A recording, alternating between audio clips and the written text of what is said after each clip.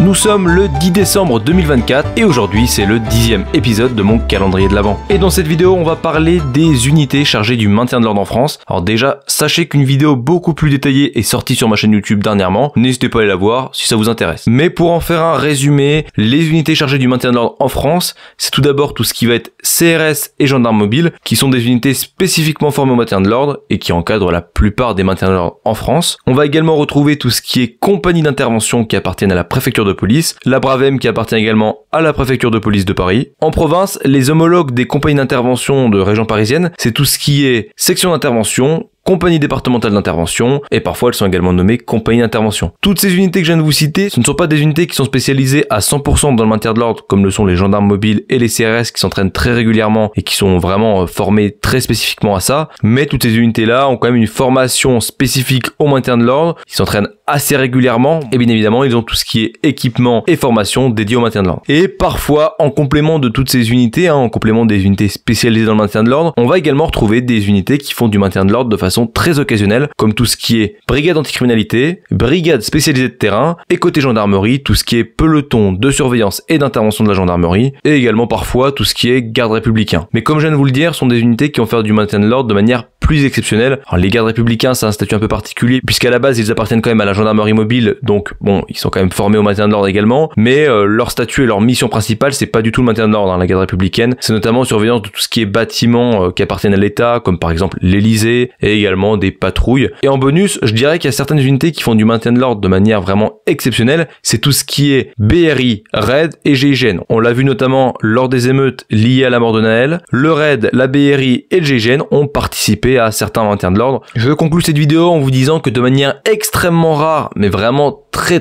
rare, il est possible que tout ce qui est police secours et brigade de gendarmerie fassent du maintien de l'ordre. Mais ils sont pas formés au maintien de l'ordre et normalement tout ce qui est police secours, brigade de gendarmerie départementale, ils ont pas à faire du maintien de l'ordre. Donc voilà, j'espère que cette vidéo vous aura plu. Je vous dis à demain pour un prochain épisode de mon calendrier de l'Avent et surtout, abonnez-vous pour ne pas manquer les prochaines vidéos.